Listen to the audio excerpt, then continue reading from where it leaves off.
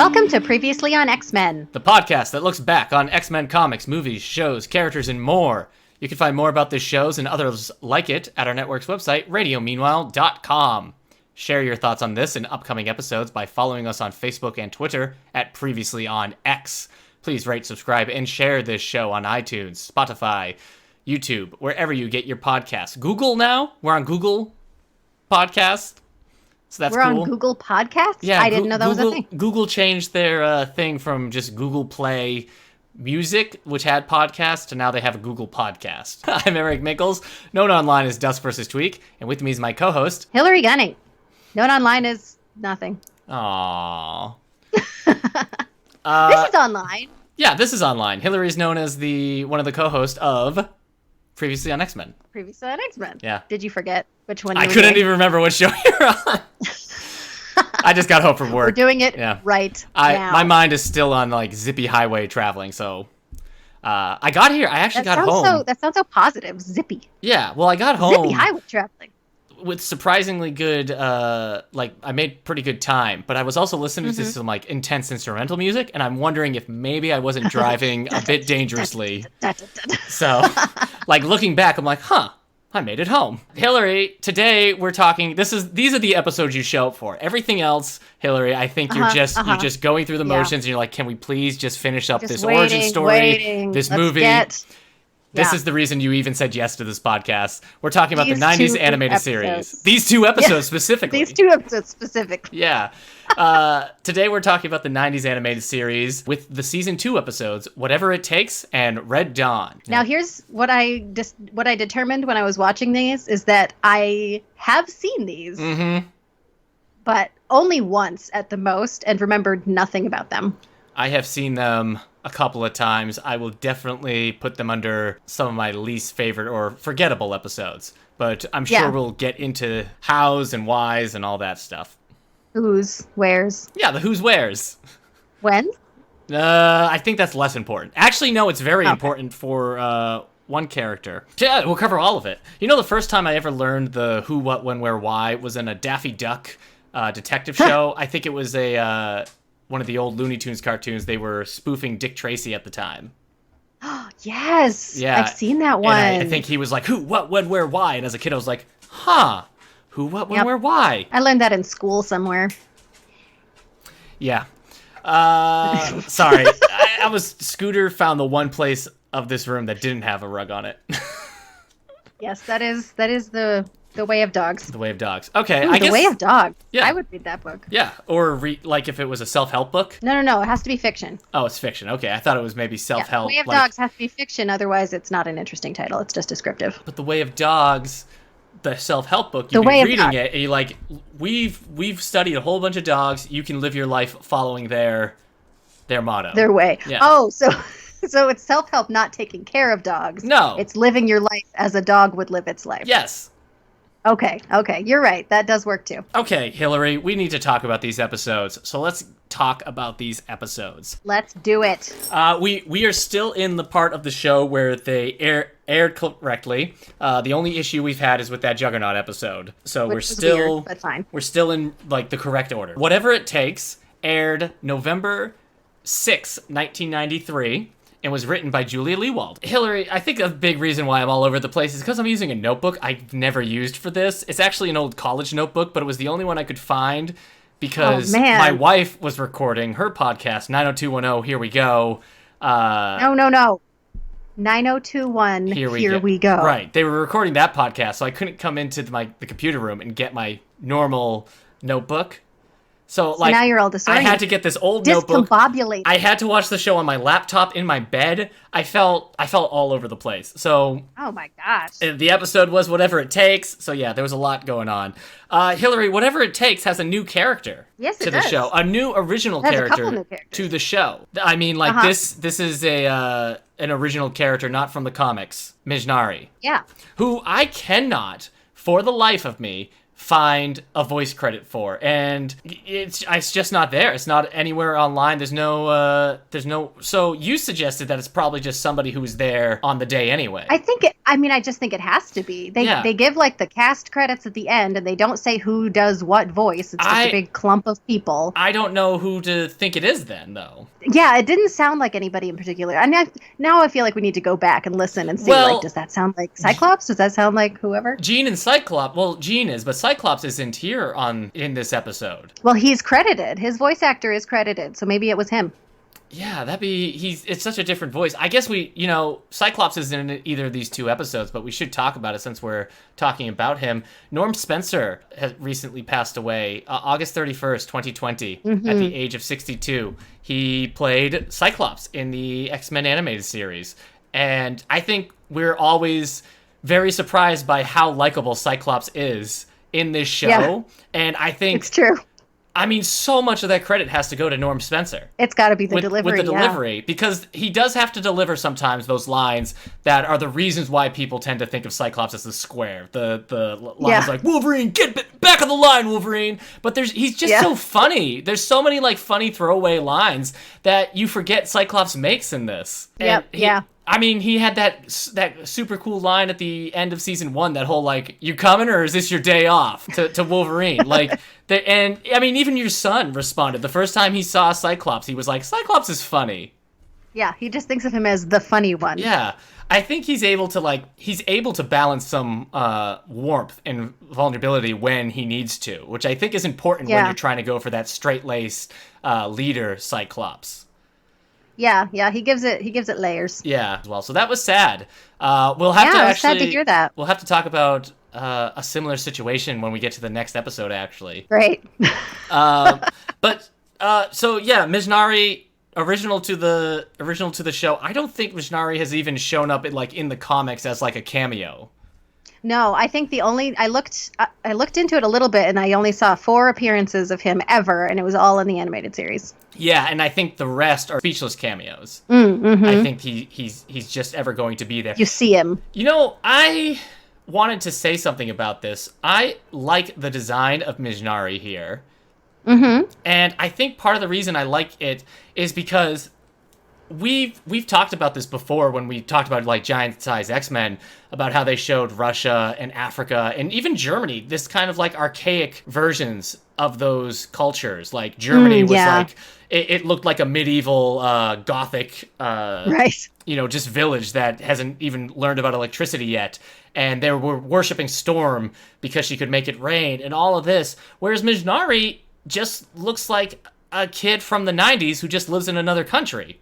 Yeah, he's wearing a jersey that has the number 23, which is Michael Jordan's number when he was on the Chicago Bulls at the time. So, like, this is a kid who is aware of not just, like, life around him, but, like, life in other countries. I felt it was a pretty, like, modern and accurate depiction of a character. Yeah, it was nice. And actually, kind of along with that, something I really appreciated was just a little tiny thing when Jean found, when she was looking, she found like that disturbance in the astral plane or whatever, and she said, something's happening in this part of Africa. Yes, that really stood out to me because it really seems like so much of like the American perspective would be for her to just say something's happening in Africa, as if it's just a monolith. Yes. And we're like, oh, over there, and just the fact that the city known as Africa, this place, this part of Africa, I just thought that said a lot about the show and just the kinds of things that we've been saying all along, but it was just a nice little thing. And then Rogue said the same thing later.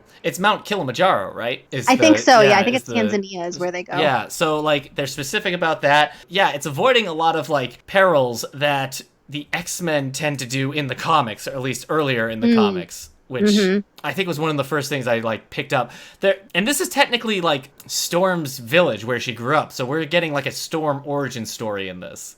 Yeah.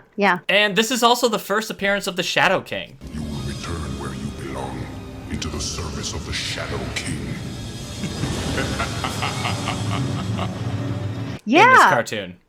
I don't know when to talk about this, but I think it's really interesting in both of these episodes how they very pointedly indicate previous events that we haven't seen. It's a big, yeah, that it will come up multiple times because it's mentioned by other characters. But yes, the Shadow King is a character with history going into this show that we have not seen.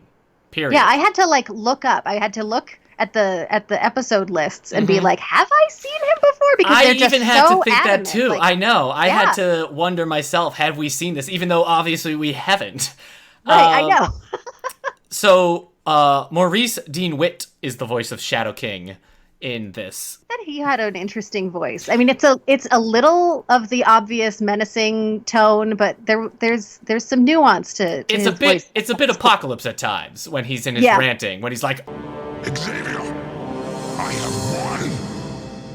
I'm like, you just it has even some of those like pauses that show like this kind of dramatic actor. You could see Apocalypse doing the same kind of speeches, but you know, this character is more personal. But actually, some of my issues are surrounding the Shadow King as well. Storm is back because the previous 2 episodes, which were the 2-part premiere of season 2, had Storm getting shot down by the Friends of Humanity. She was in the hospital. So, that's right. Yeah, so she's coming back there, and Rogue says she threatened to flood the hospital's kitchen if they didn't let her out. And I was like, Storm would flood a hospital? This is something she is cold, would man. do? I thought Let it me was out of here. And Jean, like you said, she finds that disturbance, and they blame it on Bishop's time traveling? They do. I feel a little bit like that was just a bit of random continuity to throw in there, because it doesn't really make any sense. No. But I feel like they wanted to be like, remember, that's a thing that happened? It doesn't make sense, and I feel like they have a second obvious option. Like, in this one, the idea is that Bishop's time traveling somehow opened up the astral plane, which is allowing the Shadow King out. But at the same time, Xavier is in Antarctica. Without his powers, they could say without Xavier, like, keeping him in check, the Shadow King is able to break free. Yeah. Or even, like, who even knows how it happened? Yeah, you know, it's like, just why happening. Even... He's bided his time, and now he's strong enough. Yeah. But anyway, strange. Yeah, they mentioned that, which is weird. And Jean, is she looking for Xavier? Is that why she's using Cerebro? Isn't she all like, Professor, where are you? I have to find you. I've told you that the 2 actors, that Xavier and Jean, the actual actors, are married, right? No, really? Yeah, Disher and that. Xavier's voice. Oh, that's fun. There's a scene, we see Mjnari, and we find out that he's a speedster. He's very fast. That's the wrong universe, Rick. What'd I say? You said speedster. That's right. DC. Oh, well, okay. he's a faster. No, that makes it sound like he takes long spiritual breaks and avoids food. Yeah, he's a mutant. He can run very fast, and he gets possessed pretty quickly, like from his introduction by the Shadow King. Yeah, you get a little bit of him living his life and playing games with these other guys, but then, the Shadow King emerges from the mountain and just goes straight for him. Yeah. Which we find out later it was by design. He went for him specifically. Though it's funny, when he gets possessed by the Shadow King, he, like, hovers above the ground, and the 2 kids, like, just laugh that are with him. They're like, he's a mutant. Who knows what he can do? Yeah, strange. Is this where we cut to Wolverine? I go where I wanna go. And I guess there's a few plots so. going we on. We bounce back and forth the entire episode between these completely unrelated plots. Yeah, the A plot, I guess, is the Mjnari storyline with the Shadow King. The B plot is Wolverine in the Amazon looking for Morph. And then the C plot is what we see at the beginning and the end of these episodes, which is Xavier and Magneto. Who was that guy on the boat? The boat captain? Amazon with, my gosh. Southern American accent? I thought he was Australian. Now, let me get this straight. You looking for someone, but you don't know what he looks like, because he can look like anybody. I don't even know. It wasn't Brazilian. It's just so funny. It's like, oh, people don't like mutants here. I've never seen my monkey hang on a person before. Like, what? Who are you? I know. That moment was funny, too, because it felt a little bit like what it was trying to do was him be like, yeah, we all hate mutants. But then the monkey likes him as if that means that they don't all hate mutants or something. But, like, he's a monkey. It's a very pronounced, like, not, I don't know, a very pronounced like side character who's just there for one scene. Like you remember, he's just weird. He's got specific design choices and like lines, and then he's gone. Yes. I thought for absolute certain, I was like, this is Morph. Yeah, and that's what I thought. What a red herring. Of this guy. Yes, I absolutely, and I've seen this episode and I couldn't remember. I'm like, oh, well, this is Morph because the way he's talking is like, oh, you won't find a Morph down here. It wouldn't make sense because Wolverine would smell him. Right, that's true. But at the same time, yeah, if this isn't Morph, why so much time with the boat captain? They love him. So hello, Maybe goodbye, boat captain. Yeah, this was a backdoor pilot that never got picked up. The Adventures of Danny Amazon. And his monkey Zap. Yeah, his monkey Zap. You know what? That's fine. I would have gone with Chip Chip. So. Oh, Chip Chip's pretty good too. Yeah, naming cartoon animals is always the best part of the job. Well, I'll be. I would assume so, yes. That should be a locked-in question of any interview we do from now till the end of this podcast. What would you name a cartoon animal? Yeah, Chip Chip. So, yeah, it does bounce around a lot between these plots. So, if you remember... There's something, like, extra disjointed about it, too. Because, like, you said A plot and B plot, and I was like, yeah, that's a thing. That's a thing that happens in episodes. But, like, there's something about this episode that just feels like, whoa, okay, we're over here now. I think it's because the B plot feels like it could also be an A plot of a normal episode. Like, Wolverine is searching for Morph. It's not dissimilar to, like, Wolverine's time when he was in the snowy wilderness of Canada. Back the Cold Vengeance episode. Right, yeah. So like that, and that took up a whole episode. Right. I don't even remember. I mean, the B plot of that was just like them getting a room in Genosha. So, you know, this B plot has a lot more content than that. And this is the Wolverine's plot that's going on here is really a continuation of what we saw in the last two episodes. Right. So, he's decided that he's got to find Morph. Yeah. He's the one to bring him back. You're not wrong about the structure being a little weird. So Storm and Rogue go to Kilimanjaro to find the problems, and like Storm knows right away that Mizunari's in trouble. That's why she went, because they saw it on the screen or something. Yeah, she saw on the map where it was, and she said Mizunari because she assumed, I guess, that it must have been. The whole village is on fire and everything. It's been destroyed, and so Storm summons her weather as she's wont to do in this series. That whole like, nature, respond to my command. A ward of rain to quench the flames. And you know, it's funny.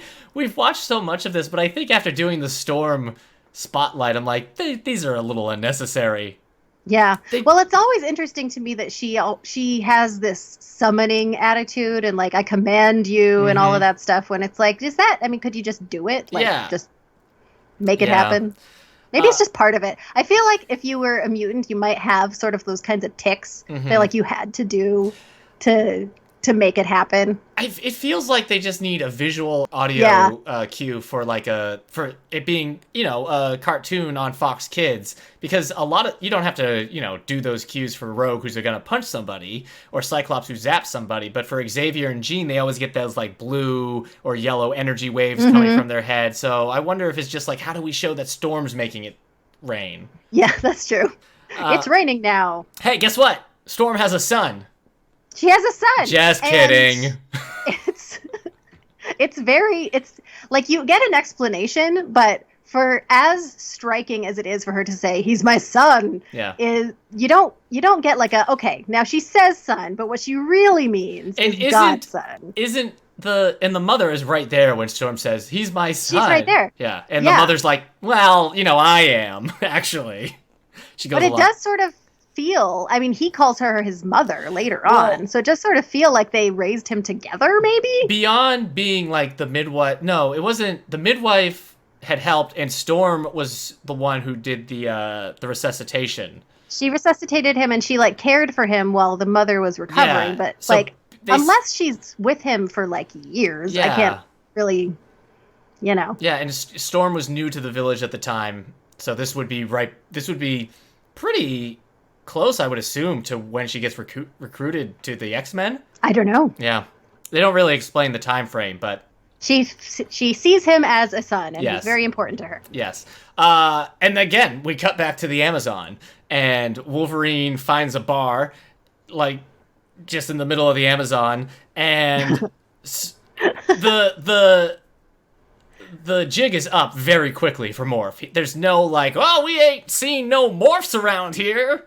Yeah, he knows. Yeah, he just knows it instantly, and starts doing, and to get out of it, because Wolverine's like, you're coming with me whether you like it or not. The first thing he does is turn into Jean. Yes. And which, go ahead. I mean, just first of all, it's weird that he would want to manipulate Wolverine in that way. That's just confusing. And also, it works so much. Wolverine freaks out. It's so mean, too. He's like, why would I ever love a freak like you stupid animal? Like, it's a mean Jean Grey. It is, but like Wolverine knows that this is no, and he's like holding his head. He's like, no. Yeah, it's crazy. It's not like this is a psychic attack and he can't tell what's real. Exactly. So Wolverine is not over things prior to the wedding. He needs some help, man. And yeah, this is when we go back to the Mizhnari plot. Rogue mentions the Shadow King, because she's like, the Shadow King, but Xavier took care of him. So, like, these X-Men have also, it's not just Xavier has a past with Shadow King. These X-Men have confronted him, at least, or at least they know about him. Yeah. Well, it sounds like they have confronted him, because they seem to think that they aren't really up to the task. Right. And, I mean, the very first episode of this show had Cyclops saying, I knew, we were always going to have to make ourselves public. Are we sure this is the way to do it? So I guess they have had a bunch of secret missions. Yeah. There always is that feel to it. There's been stuff going on before we ever got involved. Because that was back with the Juggernaut, where they said, that's Xavier's stepbrother. They knew him.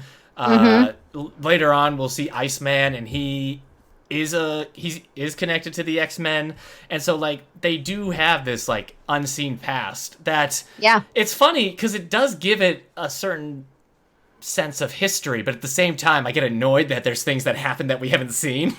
Yeah, there is that you're sort of missed that stuff, and you're not going to be able to see it now. But it gives the environment a depth that I like. Just the way that they layer that in makes the whole world of it feel a lot more three-dimensional. Yeah. What else do I have notes-wise? Shadow King, Past Avenger.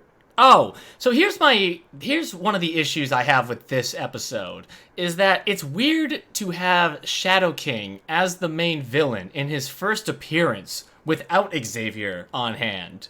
It is weird. It is weird, Eric. Because he does have a connection with Storm. We've talked about that before in the Storm spotlight, and but it's almost kind of like they have a history that was kind of by coincidence when she's very young, and then very like it's specific in her later years in the comics, but still not like a nemesis kind of situation.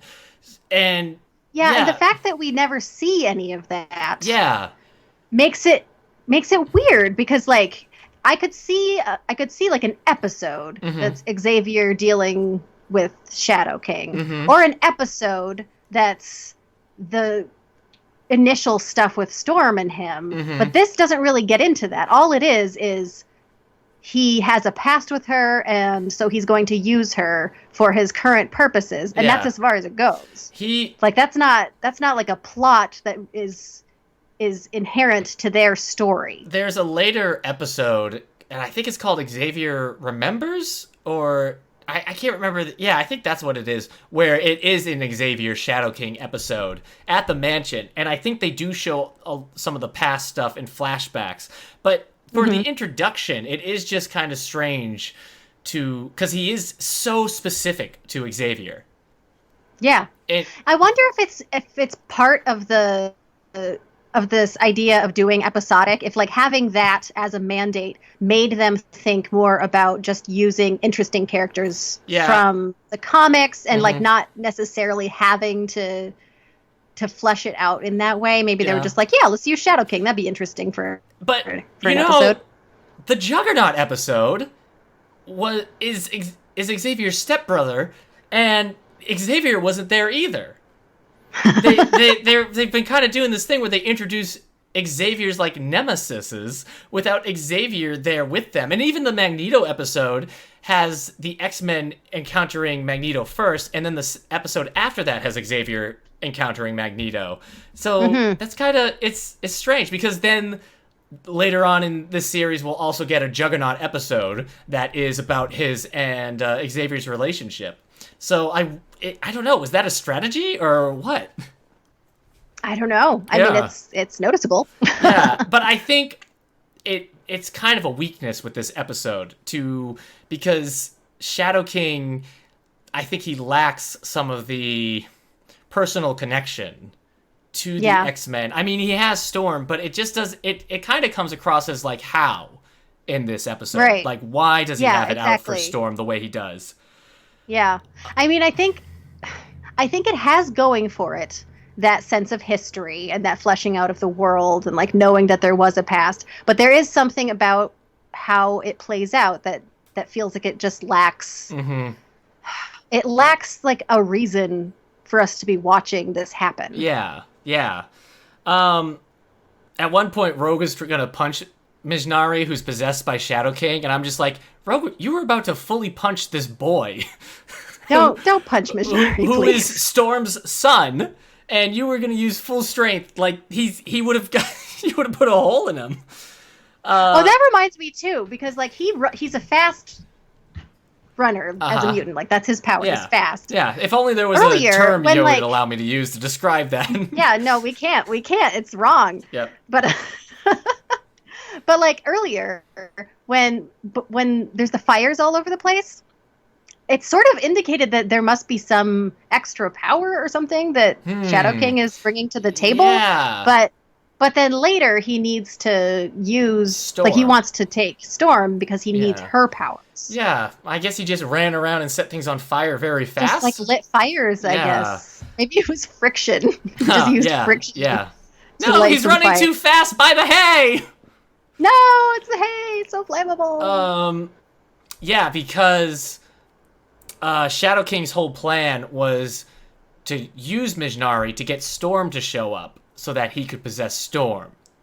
Right. Yeah. He's got her in his sights, and he wants to possess Storm so that he can go after Xavier. Yeah. He's got a whole thing going on. Yeah, and I guess that's the thing. It's a little too complicated. It's one step too many of what the Shadow King wants. He wants Mizhnari so he could get Storm, so he could get Xavier, but Xavier's not here in the first place. So... Does anybody say that at any point? Are they like, listen, we don't even know where he is? If anyone should know where he is, it should be Shadow King. Yeah. They should have used him. They should have been like, excuse me, sir. Yeah, why isn't Do you Shadow know King where he off is? possessing a dinosaur? Why? Yeah. Why indeed? You would love that so much. Storm, when Shadow King absorbs Storm, or when he possesses Storm, he uses Storm's powers to just toss Rogue away. Or is it just Storm? Who, Storm is the one who tosses her. Yeah. Because he says that he'll give up the kid if she lets him possess her, which I don't really understand that because he could just take the kid. Yeah. But he needs her permission to possess her. But anyway, setting that aside. Well, then, I wonder if, yeah, see, Rogue that's another tries thing. to stop her. If you leave the boy unharmed. No! Don't throw your life away! Yeah, Storm like tosses her like with her arm, but also with the wind. I thought that Yes. was pretty cool. I thought it was cool because, like, we've only seen Rogue be the powerhouse of this team for all these episodes. Yeah. To just see Storm just like nonchalantly just toss Rogue into the distance, I think is one of those cool power moments for Storm for you to remember. Like, yeah, And Rogue. let me just say, while we're saying Storm and Rogue, I really like this Storm Rogue team up episode. Like all you see really is just them dealing with this. I really enjoy that. Yeah, they have very different personalities because Rogue is she's brash, she's very in your face, and Rogue has this and this Storm is very like regal. I mean, she can't summon the wind without doing a royal commandment. So they kind of play off each other, but they also have a history and a connection that that works. But yeah, and when she gets possessed by the Shadow King, then we're cutting back to the Amazon. Now we're in the Amazon, and Yeah. Wolverine falls into a pit. Oh yeah, the pit. And I like it because there's a great line in here where I wonder if it's the same line I wrote down. Morph says something and Wolverine says, "So you made me mad. Happens all the time. Well, but then I wrote down the next line. You should see me at the post You office." should see me in line at the post office. Yeah. I like it because it's so true to Wolverine's character, but it also shows like he is being so patient with Morph right now. Yeah, Like, it's true. If this was done by Cyclops or Gambit, they would have 3 claw-shaped holes in their chest at this moment. But because it's Morph, he's just like, "Yep, you made me mad. It's okay. I love you. Come here." Yeah, he is always very, very different with Morph. And we get a whole bunch of like cameos because Morph is switching into them. He's like, "I'm gonna mess with your mind." He turns into Deadpool. Mm-hmm. He turns into Omega Red, who's in the next episode. Ooh. And he turns Spoiler. into Maverick, who is also cameoed in the next episode. And I wonder, because Morph is doing this, like, "I'll mess with your head." But it's like, you're not psychic, so how do you know about these characters? Well, maybe because they're so close. You think like Wolverine They've and Morph were talked out about time it. when, but Wolverine doesn't have a memory. they're just like taking a walk in the rain, and they're like, "Listen, Yeah. I got memories, man." I don't know who this pool guy is, but I remember him. And this is his costume and very accurate description in case you ever have to morph into him. Yeah, I think that's exactly what happened. And then he morphs into Wolverine, and Wolverine has another cool line I don't remember the where he says, "You may look like me, But you you may don't." look like me, but you don't fight like me." Mm-hmm. And then he takes him down. Yeah, but then he turns into like a panther and a rhino. So Yes. I What? I I- did not know he could do that. I guess it's just like how Mystique can turn into a bird. I guess. I mean, we haven't seen him be anything but a person, right? Yeah, it's weird because the rhino form is able to weigh down Wolverine. So in this case, we're saying he can change his mass as well. Yeah, that's The problem when your metamorphs turn into Different animals. shapes, Yeah, right. you start. It's Yeah. the reason why Mystique can't actually turn into a bird. Everybody. She can turn into a bird, but she shouldn't be able to fly. Yeah, if she's morphing to a 'Cause then raven, she's a she's very like a heavy raven. dense- Yeah. Lead bird. And also he turns into Sabretooth at one point. And Yeah. I was just kind of like, I miss Sabretooth. You don't get it, do you? Don't do this. Without Xavier, there are no X-Men. You and Sabretooth. Well, I miss Sabretooth as like a regular character on this because he hasn't shown up since Cold Vengeance. And will he come back? I don't even know. He does come back in 1 or 2 episodes. No, he does. He does come back, but like, Well, stop complaining. How Well, often does he need to come on? I don't know. It's just when he's there and he's talking like Sabretooth, I'm just like, oh right. Whenever he's on screen, him and Wolverine are so good together. I don't know. It just made me That's miss true. him. I'm sorry.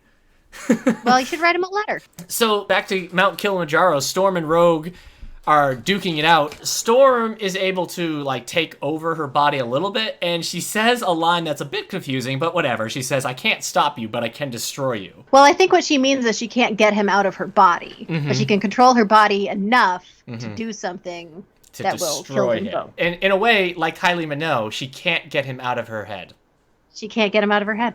Nah, nah, nah. Nah, Nah, nah, nah, nah, nah. And now that's in your head. You're Yeah. welcome. So then she flies up into the stratosphere. Yeah. Higher even than Rogue can go. Yeah, Rogue can't go that high. Because she wants to suffocate him, basically. Yeah. And then she passes out. And so does he leaves. even Shadow King's like, I can't breathe. Yeah. So I guess he Abandons the body gets out in of her self-defense. because he's going to go find someone else, maybe. I don't really know how Shadow King works. But so she falls. Rogue catches her. I should also say I've never been a huge fan of this show's Shadow King design when he's in the real world. Yeah, it those is a little weird. those like blue astral lines and stuff. I don't know. It's never really worked for me. I don't know if it's an effect thing or just like a general design. I've just never really cared for it. It always just seems a little too detached, almost like early computer.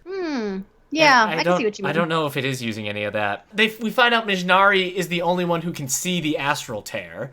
And so he runs into the astral zone Yeah. which also brings with Shadow King chasing him. Now, why he goes after Mizhnari at this point, I'm not really sure. I guess he decides that he wants revenge, so maybe it's just hurting him would be worse than hurting Storm. Well, he'll take over Mizhnari, and then that's how he'll get at Storm. Yeah, but it's funny because he does possess Mizhnari in the astral plane, but then when the Shadow King sees his closing, he abandons Mizhnari and then tries to get there. But Mizhnari is faster than the Shadow King. So why didn't the Shadow King stay possessed in Mizhnari to run out of the astral? He's not thinking. He's panicking. He's like, what do I do? And he freaks out. Yeah, I guess that's true, right? If you've been stuck here this whole time and you finally got free, and now you see you're about to get stuck again, you're not thinking clearly. But anyways, Mizhnari gets out.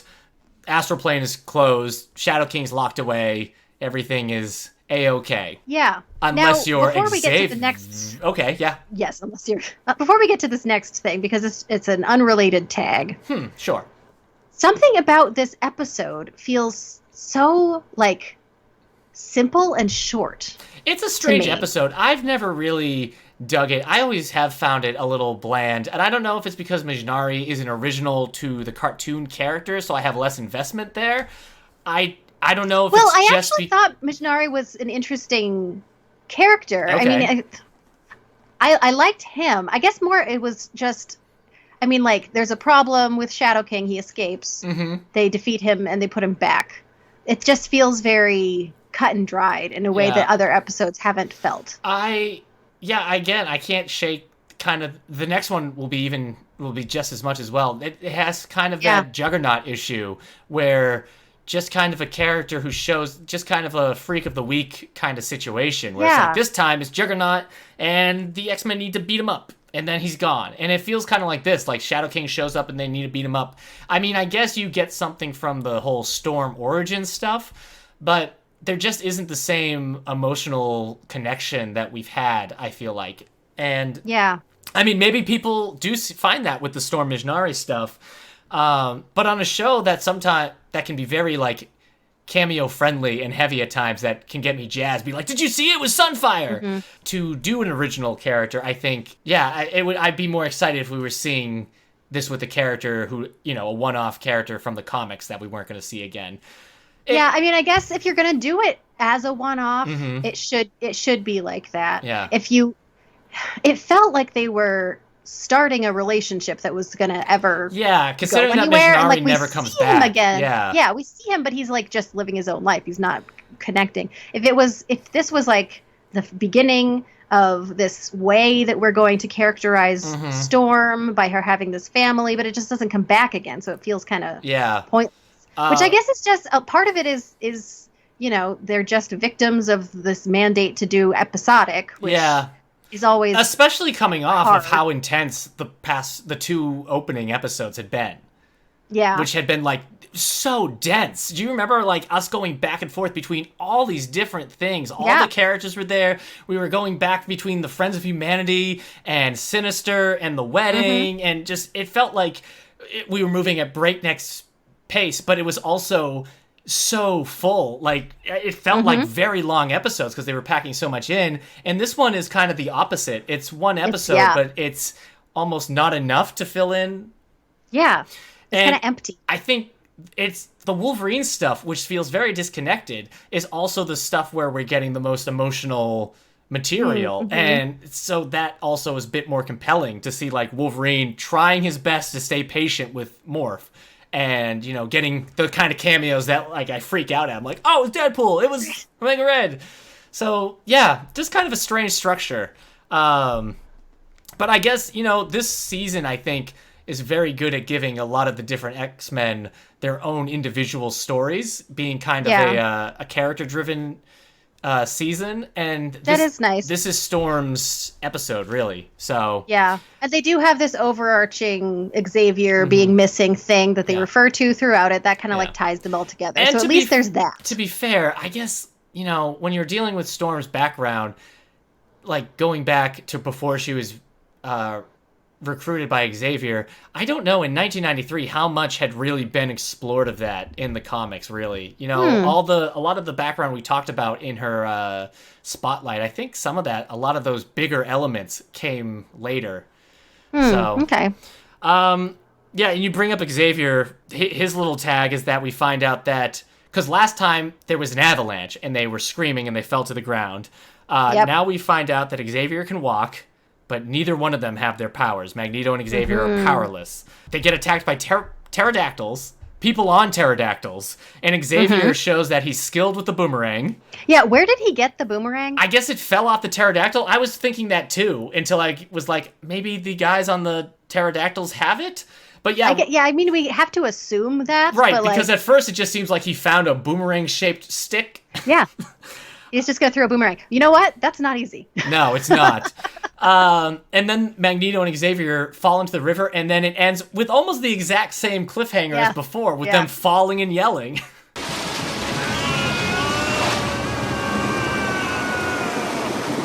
Is that what it's going to be every time? Like, we have a character spotlight episode, and then, like, some disaster befalls Xavier and Magneto. Kind of, yeah. Oh, but what you didn't say is that somebody sent those pterodactyl people. We see, like, the back of somebody? We see his, like, hands, and he, like, press buttons. Oh, yes. Pterodactyl people come. Yeah, okay. I wonder who it could be. Who could it be? I'm sensing No, I won't even say it. I can't. I'm sensing a malevolent presence. So that was Whatever It Takes. Why was it called Whatever It Takes, do you suppose? Because Storm is willing to do whatever it takes to save Mizunari, and Wolverine's gonna do whatever it takes to save Morph. Sure. I guess we didn't say, like, it ends with Wolverine just being like, all right, Morph, when you're ready, we'll be there for you. Yeah. And that's it. He'll be there for you. And now Wolverine has to trek back out of the Amazon back to New York. He's got to find, what did you call him? The boat captain? Clive oh, yeah. I don't even remember. No, it was, I don't remember. Something Amazon. Something Amazon. Yeah, Bobby Amazon or something. The week after, November 13th, 1993, airs Red Dawn, which was written by Francis Moss and Ted Penderson, who are new names for us. I don't remember hearing their names, and that's because for the X-Men animated series, they only wrote 2 episodes. This and Lotus in the Steel, which is a Silver Samurai episode. Huh, that's interesting. Both of them co-wrote both episodes. And I don't remember loving the Lotus in the Steel episodes either, so that might be something with these guys. I don't know. These guys. These wrote... They wrote a lot of... animation though in the 90s and on. One of them, I think it's Ted Penderson, has James Bond Jr. credits. Oh, okay. And the show Centurions. Oh, I don't think I've seen that. Centurions, that's In the near future, Doc Terror and his cyborg companion hacker unleash their forces to conquer Earth. Only one force can stop this evil, a handful of brave men. In specially created exobrains, they can be transported anywhere to fuse with incredible assault weapon systems beamed down from the space station Skyvault, becoming man and machine, power extreme. Max Ray, brilliant Sea Operations Commander. Jake Rockwell, rugged land operations specialist. Ace McCloud, daring air operations expert.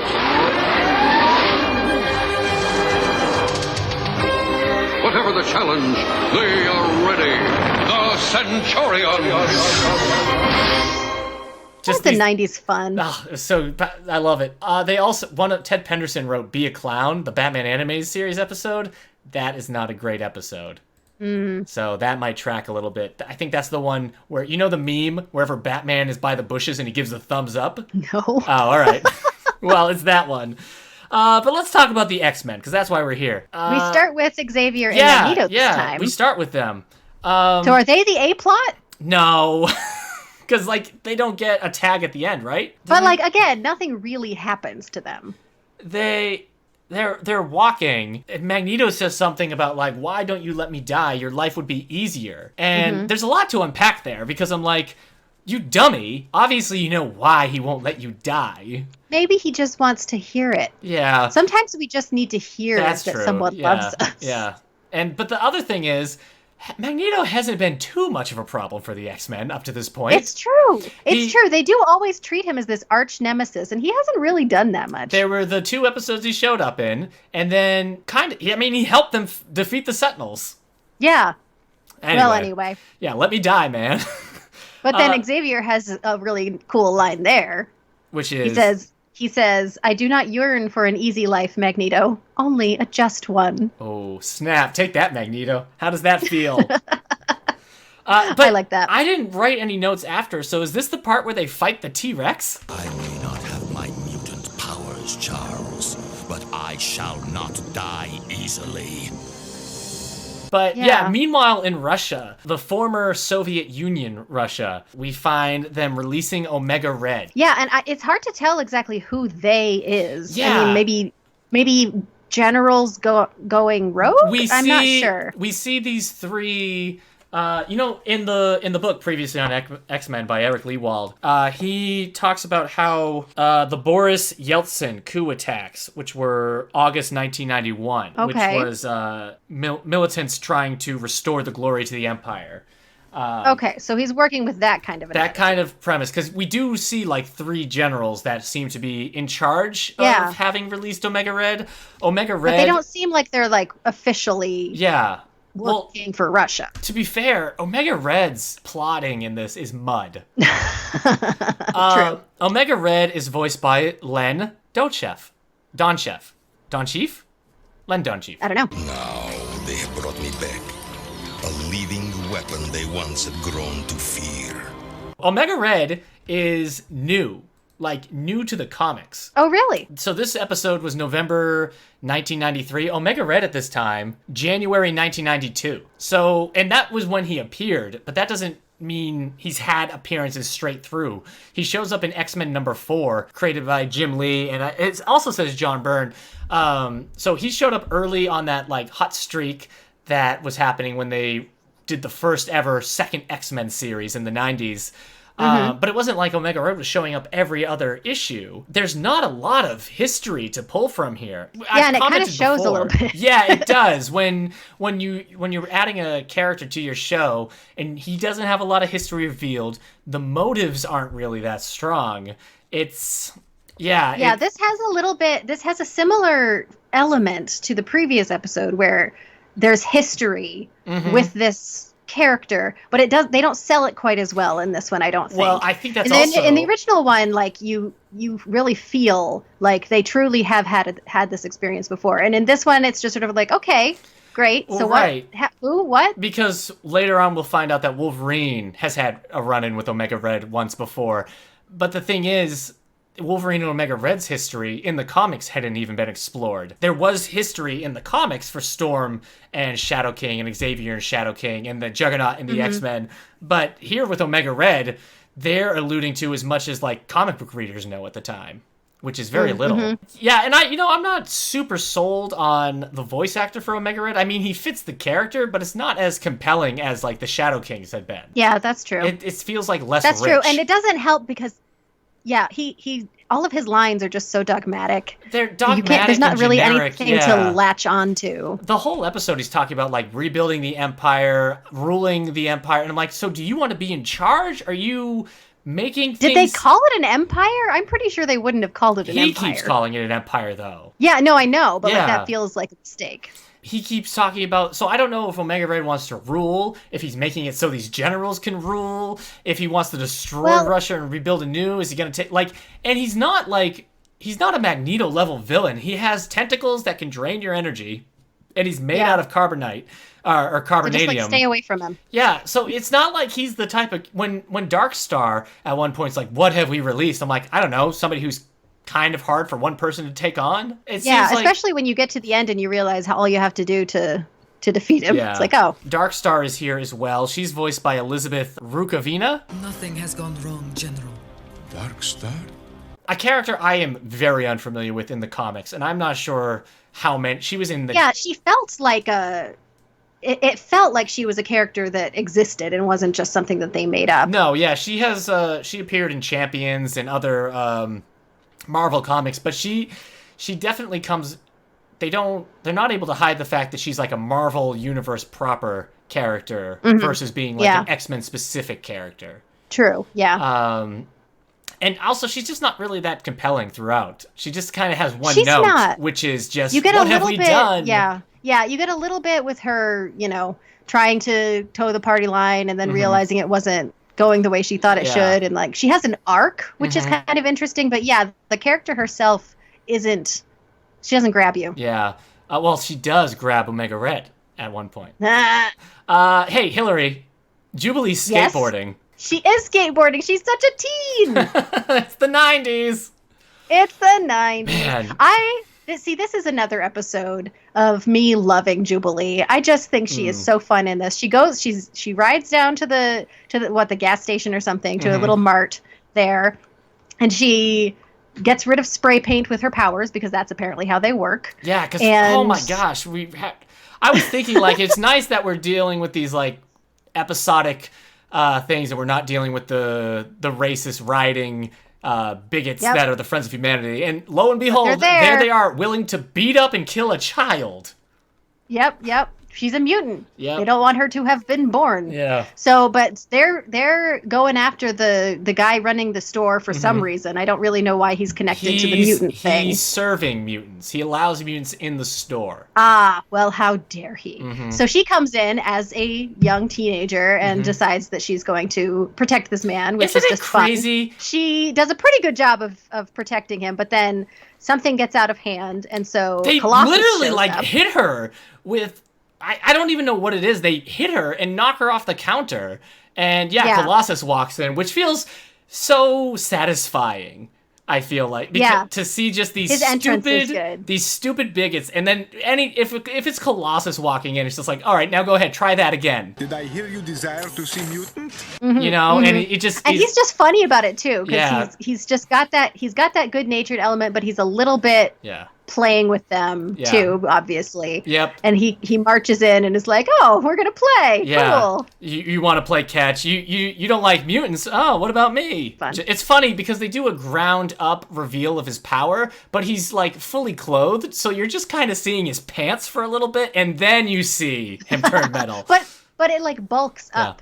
Do you miss having Rogue flirt endlessly with this Colossus, because that doesn't happen in this episode. It was noticeable. Yes, it was a failing of the. No Rogue being like, well, there's one hunk of a man. Oh, look at that! Yeah. No, didn't need that. Jubilee takes him back to the mansion, leaves a note. Back to the mansion. She's all alone. Yeah, she's all alone at the mansion again, because this is a thing that happens, and decides that, like, Colossus is going to leave. Like, he came for their help, but they're not there. So he's like, fine, I'll just go by myself. And she's like, you know what? I'm coming. If you still have to fly back to Russia, you probably have some time to wait for the X-Men to get back. No time. It's urgent. You could wait another 2 hours. I mean, it's urgent. Yeah, especially since it felt like they went to the store or something. Yeah. Or no, they were in. He DC. was on his way. Right.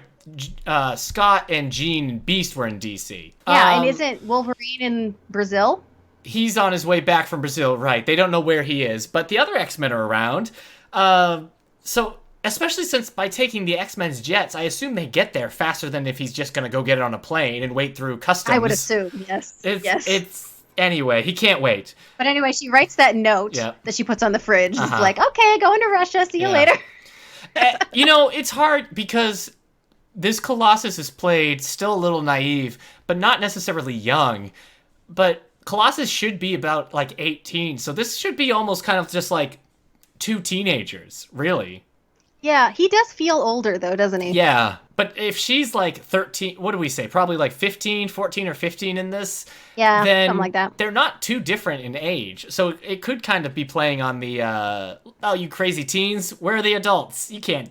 Come on. Yeah. Stop skating on the guardrails. Anyway, Omega Red's there, and I just feel like he's too new of a character almost to be using like this. I get it, because he would have been selling comics like hotcakes, but at the same time, the show, which tends to really dig into the relationships of the characters and the villains with the characters, Omega Yeah. Red and Shadow King are just missing something in these episodes. Yeah, agreed. But hey, we get to see Colossus's origin from Giant Size X-Men. Yeah, they show up at the. No, they don't see the farm His first. Where do they village go is first? on fire. His village has been destroyed. Village is on fire. And he's talking to Jubilee. There's a lot of villages being on fire in these two Yeah, episodes. yeah. He's talking to Jubilee about how like life was hard, but they were happy. And we see the whole tractor going out of control, and Colossus stopping its scene and having to leave his home and his family. Eventually, we find out that Ileana is still alive. His whole family's fine. Spoiler: his family's fine. But we get to see Ileana, who later becomes Magic. Though I think this is it. This is the last time we see Ileana, I believe. I don't remember seeing her again. She's her very few lines are done by I assume a very young Tara Strong. Oh, Which I didn't realize. But yeah, 1993 Tara Strong. well, she's cute. Wolverine shows up because he finds that we see him get back to the mansion. Like, where is everybody? And he reads the note. It's like, Omega Red, growl. Yeah, I love that his reaction is Omega Red and not Jubilee. Yeah. But, we now remember Omega Red was turned into Omega Red last episode. That's right. That's how we know that they're there's connected. history. Thank you, last episode. Thanks, last episode. Who does this? They get there, and the other X-Men show up, right? With Wolverine. It's Well, Wolverine shows up first Uh-huh. and fights with Omega Red for a little bit. Yes. I heard some fools thought you out, so I'm here to put you back on ice. And then we see Darkstar being concerned about him being a little crazy. Somebody And then the Blackbird shows up. Okay, is it Rogue? Somebody throws a tank at Omega Red. And it just crushes him. Right. Yeah. It just- I it think just I think plops. it's Colossus throws that. Like Colossus, I think, there's does no that. crash or anything. It's just like plop right Yep. on him. Just Yeah. He did. Yeah. Do you notice that Jubilee's wearing like a tracksuit, like kind of like a ski is suit? different. It's like a pink and Yeah. white striped tracksuit with her yellow jacket. Yeah. It's fun. Yeah, she's got a different outfit. So going on. 90s. She's a 90s teen. She's a 90s. Yeah, forget teen. about 90210. This is where the Cranks to teen 11. fashion is happening. Yeah. I So like anyway, the X-Men fight with Omega Red for a little while. He Yeah. grabs a bunch of them with his tentacles it and drains them of their energy. drains them. And that goes on for a while. And then there's an army. The army shows up and they start blasting away. Wolverine kind of gets the snot beat out of him by this Omega Red. He gets drained, and Colossus goes to pick him up. He's like, I don't need your help. And Colossus says, I don't need your help. Of course not, but you are a guest in my country. It is good manners. I like that. That was fun. it's just so funny. He's just like, oh, yeah, of course. But, That's what I like about Colossus in this episode, because he has, it's not an edge, but it's sort of a self-awareness to That he- his yeah. his sort of naive way of talking in this episode that I feel like is new to this. Well, he's aware of how strong he is, but he's also very polite about it. Right. But as Omega Red is going on, I'm just like, what is your plan, Omega Red? I don't get it. I guess I feel like Omega Red in this, I mean, he was created as a weapon. He's been on ice for so long. I feel a little bit like he's just sort of on, like his brain is skipping. Like he can't like think like a normal person Maybe, right now. He's just yeah. like locked into this like mission, and so he's not really like fleshed out. That's how I felt about it. Yeah, he's been on ice for 25 years, they said.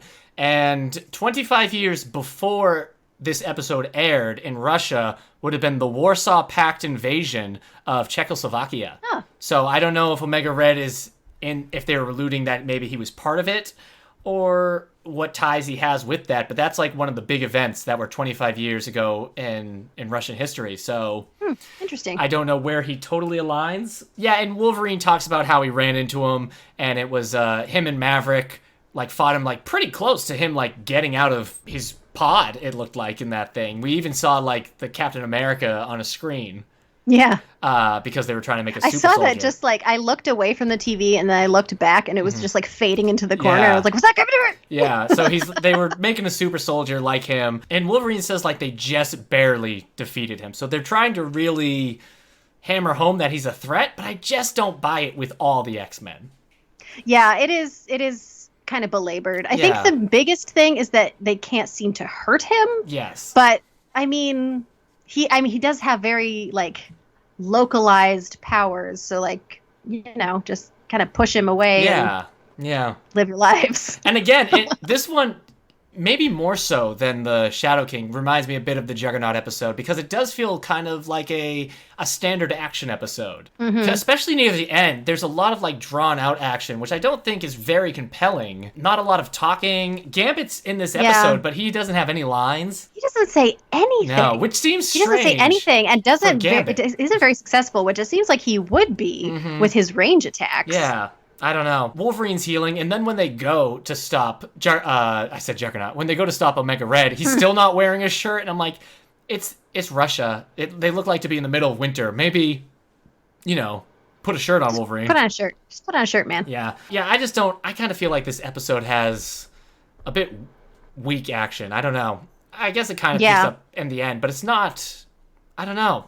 It's not there. It's generic. It's pretty generic. I mean, when we've been in the past, we've made note of the creativity of the action, when and the action is of the movement and everything, Yeah. and having it be at this level it's a noticeable drop. Yeah. Again, I just think that if the cold is your weakness, what are you doing in Russia, Omega Red? They have the whole army come in. There's a whole big battle and whatever, and then we have Darkstar finally decides that she's jumping ship and she protects the X-Men from something, Omega Red or the army or somebody. Right. And she's now on the other side. She gives them inside information. She tells Storm that the way that they got rid of him last time was to put him on ice. And so freeze him. Yay. Yeah. And so because Colossus is going to hold him, Storm's going to freeze him, and then to save Colossus, who says, take us both, Darkstar's like, or I'll take you and I'll just hold him with my powers. Yeah. Now, listen, I know that it can get very, very cold. I know that it can get cold. I know weather can be cold, but I feel like one of these is cryogenic freezing, and one of these is a bunch of snow. Yeah. And I don't know how capable Storm is to that rapidly just like completely like flash freeze a human person. Ice, winds, storms. No. Not again. And to do that in such a localized form that everybody else is like, whew, we're fine. Yeah, I know. Well, whatever. Yeah. She controls the weather. And then Russia was fine. Yeah. They saved Russia. Yep. No, they saved non-Russia. Former Soviet countries. Almost has the problem that the last episode didn't, and that we're just in Russia now. Yeah. We were in... I had that same thought, because when we, at the very beginning, when it like cuts to wherever, I said like Russia. It seems like they're a bit hesitant to say Moscow or anything, because they're talking about like where he is, and it's like, okay, are you in Moscow? Is this the capital? Yeah. And, it is very ambiguous. Yeah, and I guess it's like 1993. Yeah, it hasn't. It could be purposeful that it hasn't not been the Soviet Union for that long. Weird episodes. Strange episodes. Both of these. I think these episodes have always struck me as being fairly weak, and coming after the previous two. Yeah. But at the same time, I'm pretty sure when I look at season 2, we're looking at the weakest episodes of the season, and like looking at it again, these are. So I don't know, maybe they wanted to get them out of the way, maybe they're just still finding their feet with this new episodic nature.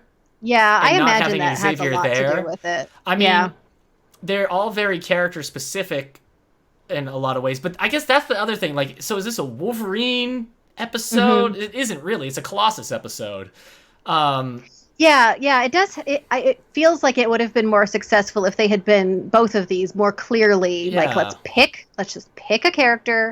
This is what this episode is about, that character, and then I feel like that would have given a framework for these kinds of stories a little better. Yeah. But yeah, it is, because like with the Storm episode, Rogue is also there and doesn't really seem like a sub character in any way. It seems like it's just the two of them teamed up to go do this, but then it's sort of works out to be a Storm episode, but since it's not framed as a Storm episode, it just is confusing, and the same thing kind of happens with this one. Yeah, so